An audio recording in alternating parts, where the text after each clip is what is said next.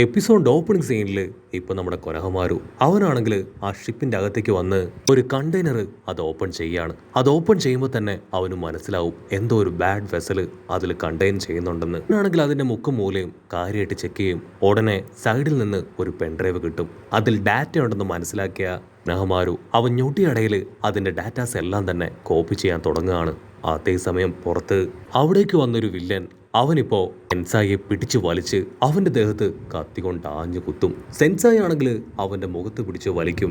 ഉടനെ ഇതൊരു റോബോട്ടിനെ പോലായി തീരുകയാണ്. അവനാണെങ്കിൽ അത്ഭുതത്തോടു കൂടെ അതിനെ തന്നെ നോക്കും.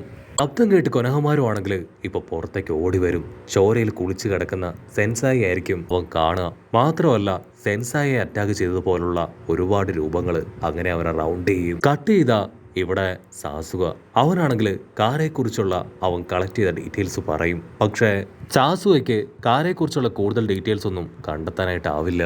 സാസുക പറയും ആക്ച്വലി അവരുടെ ഹൈഡ് ഔട്ട് അത് എർത്തിലാവാൻ യാതൊരു ചാൻസും ഇല്ല. കാരണം എർത്തിൽ വളരെ കീനായിട്ട് ഞാൻ പരിശോധിച്ചതാണ്. മറ്റെവിടെയോ ആണ് അവരുടെ ഹൈഡ് ഔട്ട് ഉള്ളത്. അത് കണ്ടെത്തിയിട്ടില്ല എങ്കിൽ വലിയ അപകടം അതെപ്പോ വേണമെങ്കിലും സംഭവിക്കാം. അവർ ഓൾറെഡി ആ ഡയമണ്ട് ട്രീ അത് ക്രിയേറ്റ് ചെയ്യാൻ പോലും ശ്രമിച്ചു കഴിഞ്ഞു. സോ നമ്മളിപ്പോ നമ്മുടെ ഗാർഡ്സ് ഒന്നും തന്നെ ഡൗൺ ചെയ്യാതെ വിജിലന്റ് ആയിട്ടിരിക്കണം. ഉടനെ ഡോക്ടർ കട്ടാസ്കെ ആണെങ്കിൽ പുതിയ ചില ടെക്നോളജി അതങ്ങനെ ഡെമോയൊക്കെ കാണിച്ച് അവിടേക്ക് കടന്നു വരികയാണ്. ബ്രൂട്ടോയ്ക്കാണെങ്കിൽ ആളെ കണ്ട് കൺട്രോൾ പോകും. You are unbelievable. നിങ്ങൾക്ക് എത്ര ധൈര്യം ഉണ്ടെങ്കിൽ നിങ്ങൾ വീണ്ടും എൻ്റെ മുൻപിലേക്ക് വരും. നിങ്ങൾ ഒറ്റ ഒരുത്തം കാരണമാണ് എൻ്റെ ലൈഫ് സ്പോയിലായത്. എല്ലാവരുടെയും മുൻപിൽ വെച്ച് ഞാൻ ഇൻസൾട്ടഡ് ആയതും നിങ്ങളാണ് കാരണക്കാരൻ.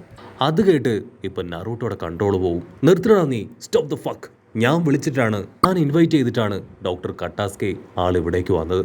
നമുക്കിപ്പോൾ ടെക്നോളജിയുടെ ആവശ്യം അത് അനിവാര്യമാണ്. ഈ ടെൻഷൻ ആവേണ്ട ആവശ്യമില്ല. കട്ടാസ്കെ ആ പഴയ കട്ടാസ്കെ അല്ല, വളരെ നല്ലൊരാളാണ്. ബൊറൂട്ടോ, നിനക്കിപ്പോ ഞാനൊരു സീറാങ് മിഷൻ തരാനായിട്ട് പോവാണ്. കട്ടാസ്കെ സേഫായി വില്ലേജിന്റെ മെയിൻ ലാബിൽ എത്തിക്കണം. അവിടെ വെച്ച് ചില കാര്യമായിട്ടുള്ള റിസർച്ച് അത് നടത്താനുണ്ട്. ബൊറൂട്ടോയ്ക്കാണെങ്കിൽ അത് തീരെ ഇഷ്ടാവില്ല. എന്നെ കൊണ്ട് വയ്യ ഇതുപോലുള്ള സീറാങ് മിഷൻസ് അത് ഏറ്റെടുക്കാൻ. ബുദ്ധിമുട്ടില്ലെങ്കിൽ എനിക്ക് ബി റാങ്ക് ലെവലിലുള്ള ഏതെങ്കിലും ഒരു മിഷൻ അത് അസൈൻ ചെയ്ത് തരണം. നറൂട്ടോ ആണെങ്കിൽ തീർത്ത് പറയും നീ ഈ മിഷൻ അത് ഏറ്റെടുത്തേ പറ്റൂ. അതിന് ബൊറൂട്ടോ ആണെങ്കിൽ അത് ആക്സെപ്റ്റ് ചെയ്യാൻ തയ്യാറാവാതെ അവിടുന്ന് ഇറങ്ങി ഓടും. നറൂട്ടോ അവനിപ്പോ മീറ്റ്സുകയെയും യെയും അവൻ്റെ അരികിലേക്ക് വിളിക്കും. നിങ്ങൾ രണ്ടുപേർക്കും മാത്രമേ ബൊറൂട്ടോയെ ചേഞ്ച് ചെയ്യാൻ കഴിയൂ. അവനെ എങ്ങനെയെങ്കിലും നിങ്ങൾ പറഞ്ഞ് മനസ്സിലാക്കി നിങ്ങളോടൊപ്പം ഈ മിഷനിൽ അവനെയും നിങ്ങൾ പങ്കെടുപ്പിക്കണം. അതിനവർ ഓക്കെ പറഞ്ഞ് ബൊറൂട്ടോയുടെ അടുത്തേക്ക് വരികയാണ്. സാറുടെ ആണെങ്കിൽ ഇപ്പൊ ബൊറൂട്ടോട് റിക്വസ്റ്റ് ചെയ്യും. അതിന് ബൊറൂട്ടോ പറയും എൻ്റെ പപ്പയാണ് പണ്ടൊരിക്കൽ എന്നെ തിരുത്തിയത്. സയന്റിഫിക് നിഞ്ച ടൂൾ അല്ല ഒരു നിഞ്ചയ്ക്ക് ആവശ്യം, അവൻ്റെ കറേജും പവറും ആണെന്ന്. എന്നിട്ട് അതേ പപ്പ തന്നെ ഇപ്പോൾ സയന്റിഫിക് നിഞ്ച ടൂളിന്റെ പിന്നാലെ പോവാണ്. എനിക്കൊരിക്കലും ഇത് ആക്സെപ്റ്റ് ചെയ്യാൻ കഴിയില്ല. അതിന് സാറട പറയും വന്നാലും ഇല്ലെങ്കിലും തീർച്ചയായിട്ടും ഈ മിഷൻ അത് ഞാൻ എടുക്കും. ഇത് ഹൊക്കാഗ അദ്ദേഹം ഡയറക്റ്റ് ആയിട്ട് നമ്മളെ ഏൽപ്പിച്ച മിഷനാണെന്ന് പറഞ്ഞ് അവൾ കടന്നു പോകും. അതിനുശേഷം മീറ്റ്സുക ആണെങ്കിൽ ഇപ്പൊ ബൊറൂട്ടോട് സംസാരിക്കും. ഇത്രയും കാലവും എല്ലാ കാര്യത്തിനും ഞാൻ നിന്നോടൊപ്പം ഉണ്ടായിരുന്നു. പാർട്ടിസിപ്പേറ്റ് ചെയ്യുന്ന മിഷൻസിൽ മാത്രമേ ഞാൻ ഉണ്ടായിട്ടുള്ളൂ. എന്നാലിപ്പോൾ എനിക്ക് വേറെ വഴിയില്ല. ഞാനും സ്വന്തമായിട്ട് ചിന്തിച്ച് ചില കാര്യങ്ങളൊക്കെ ചെയ്യാൻ പോവാണ്. ഇത് ഹൊക്കാഗ അദ്ദേഹം ഏൽപ്പിച്ച ഒരു മെയിൻ മിഷനാണ്. സോ ഞാനും ഇത് ഏറ്റെടുക്കുകയാണ്. അത് കേട്ട് ബൊറൂട്ടോ ഞെട്ടും. മെയ്റ്റ്സുകയാണെങ്കിൽ അവസാനമായിട്ട് വീണ്ടും പറയും സത്യത്തിൽ ഇത് ഇമ്പോർട്ടൻ്റ് ആയിട്ടുള്ള ഒരു മിഷൻ തന്നെയാണ്. ഒരുപക്ഷെ കാറ പോലും നമുക്ക് പ്രതിബന്ധമായിട്ട് വന്നേക്കാം. സോ ഈ സമയത്ത് നമ്മൾ ഒരിക്കലും വാശി പിടിച്ച് മാറി നിൽക്കാൻ പാടില്ല. നിങ്ങളെല്ലാം കേട്ട് ഇൻസ്പയർഡ് ആയിട്ടുള്ള നമ്മുടെ ബൊറൂട്ടോ അവനും ഇപ്പൊ വേറെ വഴിയില്ലാതെ ആ മിഷന് വേണ്ടി ഇറങ്ങിത്തിരിക്കും. കട്ട് ചെയ്ത ഡോക്ടർ ആമഡോയെ ആയിരിക്കും ഇപ്പൊ കാണിക്കുക. ആളാണെങ്കിൽ ജീനിന് ആവശ്യമായിട്ടുള്ള ചില ട്രീറ്റ്മെന്റ് ഒക്കെ കൊടുത്തുകൊണ്ടിരിക്കുകയാണ്. ഉടനെ ജീവനാണെങ്കിൽ ടെൻസ്ഡായി ബാക്കിയുള്ള അസിസ്റ്റൻസിനോട് പറയും ആക്ച്വലി ആ ഒരു എയർഷിപ്പ് അത് നശിപ്പിച്ചത് ആരാണെന്ന് ഇതുവരെ എനിക്ക് കണ്ടെത്താനായിട്ടില്ല. വിക്ടർ ഒരിക്കലും അത് നശിപ്പിക്കില്ല. വെസൽ ആവശ്യമുണ്ടായിരുന്നു, അവനത് അടിച്ചു മാറ്റാൻ മാത്രമാണ് ശ്രമിച്ചത്.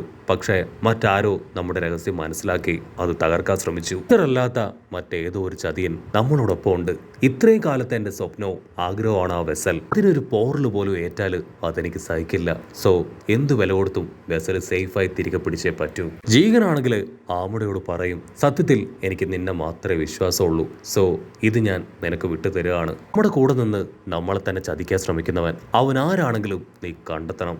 അതിനാ ഡോക്ടർ നാവഡോ അവനും ഇപ്പൊ ഉറപ്പ് കൊടുക്കുകയാണ്. അങ്ങനെ സീൻ കട്ട് ചെയ്ത ഇപ്പൊ ബൊറൂട്ടോ ആ ടീം ഡോക്ടർ കട്ടാസ്കിയുമായി മിഷൻ ഏറ്റെടുത്ത് മുൻപോട്ടേക്ക് പോവാണ്. അവർ റെയിൽവേ സ്റ്റേഷനിലേക്ക് വന്ന് ഇപ്പോൾ ഒരു ട്രെയിൻ കയറും. ബൊറൂട്ടോയ്ക്കാണെങ്കിൽ അപ്പോഴും ഒരുപാട് സങ്കടം. അവനാണെങ്കിൽ ചുറ്റും നോക്കും. ട്രെയിനിൽ ഒരുപാട് ആൾക്കാർ തിങ്ങി നിറഞ്ഞിരിക്കുകയാണ്. അവർക്കിരിക്കാൻ പ്രോപ്പറായിട്ടുള്ള സീറ്റ് പോലും ഇല്ല. ഇവിടെയാണെങ്കിൽ ബൊറൂട്ടോട് പറയും, എന്തുപറ്റി നീ ഇപ്പോഴും സാഡായിട്ടിരിക്കുകയാണോ? നീയല്ലേ മിഷൻസ് എല്ലാം തന്നെ ഒരടിപൊളി ജേണി അല്ലെങ്കിൽ ട്രിപ്പായിട്ട് കാണണമെന്ന് ഞങ്ങളോട് പറയാറ്. അതിന് ബൊറൂട്ടോ ആണെങ്കിൽ ഇതെനിക്ക് ഒരടിപൊളി ജേണിയോ ട്രിപ്പോ ഒന്നുമല്ല. എൻ്റെ ലൈഫ് സ്പോയിലാക്കിയ ഒരാളുടെ കൂടെയാണ് ഞാനിപ്പോൾ പോകുന്നത്. എനിക്കതോർത്ത് കുറ്റബോധം മാത്രമേ ഉള്ളൂ എന്ന് പറയും. കട്ടാസ്കി ആണെങ്കിൽ ചുറ്റും നോക്കും. അപ്പോൾ ദൂരത്തായിട്ട് ഒരു സീറ്റ് ഒഴിഞ്ഞു കിടക്കുന്നത് കാണും. നിങ്ങൾക്ക് വിരോധമില്ലെങ്കിൽ ഞാൻ അവിടെ പോയി ഇരുന്നോട്ടെ ചോദിക്കും. അതിന് നമ്മുടെ ആൾക്കാർ ഓക്കെ പറയും. ആളങ്ങനെ ആ സീറ്റിലിരിക്കുകയാണ്. അപ്പോഴായിരിക്കും കട്ടാസ്കി അവൻ്റെ ഓപ്പോസിറ്റുള്ള ആളെ വ്യക്തമായിട്ട് കാണുക. അത് മറ്റാരുമല്ല, ലോഡാവും. ഉടനെ അവർ രണ്ടുപേരും ഹാപ്പി ആയിട്ട് കാഷ്വലായി എന്തൊക്കെയോ സംസാരിക്കാനായിട്ട് തുടങ്ങും. ട്രെയിൻ ആണെങ്കിൽ പതിയെ മൂവ് ചെയ്യും. അവു ആണെങ്കിൽ ഇവിടെ കട്ടാസ്കിയോട് പറയും, ആക്ച്വലി ഞാൻ നിങ്ങളെ കാണാനായിട്ട് ലീഫ് വില്ലേജിലേക്ക് വന്നിരുന്നു. പക്ഷെ അവിടെ വെച്ച് എനിക്ക് നിങ്ങളെ കാണാനായിട്ട് കഴിഞ്ഞില്ല. നശിച്ചു പോയ എൻ്റെ ജീവിതം വീണ്ടും കരുപ്പിടിപ്പിക്കാൻ സാധിച്ചത് നിങ്ങളിലൂടെ മാത്രമാണ്. അത് കേട്ട് കട്ടാസ്കി ആണെങ്കിൽ ആളെ നോക്കി ചിരിക്കും. നിങ്ങളുടെ ജീവിതം അത് തിരികെ പിടിക്കാൻ സാധിച്ചത് നിങ്ങളുടെ ഡിറ്റർമിനേഷൻ അതൊന്നുകൊണ്ട് മാത്രമാണ്. ഞാൻ ചെറിയ ചില റിസർച്ചുമായിട്ട് ബന്ധപ്പെട്ട് ലീഫ് വില്ലേജിൽ കുറച്ചു കാലം ഇല്ലായിരുന്നു. അതുകൊണ്ടാണ് നിങ്ങൾക്ക് എന്നെ കാണാൻ കഴിയാഞ്ഞത്. പക്ഷെ കുഴപ്പമില്ല, ഇനി എപ്പോൾ വേണമെങ്കിൽ ലാബിലേക്ക് വന്ന് നിങ്ങൾക്ക് എന്നെ കാണാമെന്ന് പറയും. ഇവിടെ ബൊറൂട്ടോയ്ക്കാണെങ്കിൽ ആ ഒരു ആം ഇങ്ങനെ ഹാൻഡിൽ ചെയ്യണമെന്ന് അറിയാതെ അവൻ അങ്ങനെ കൺഫ്യൂസ്ഡ് ആയിട്ട് നിൽക്കുകയാണ്. സാറുടെ ആണെങ്കിൽ ബൊറൂട്ടോട് പറയും, നിനക്ക് പണ്ട് ഇതുപോലുള്ള ടെക്നിക്സ് ഒക്കെ ഭയങ്കര ഇഷ്ടമായിരുന്നില്ലേ? അതിന് അവനാണെങ്കിൽ മുഖം വീർപ്പിച്ച്, അത് പണ്ടാണ്, ഇപ്പോഴല്ല. കട്ടാസ്കി ആണെങ്കിൽ വീണ്ടും ഇപ്പൊ ബൊറൂട്ടോയെ തന്നെ നോക്കും.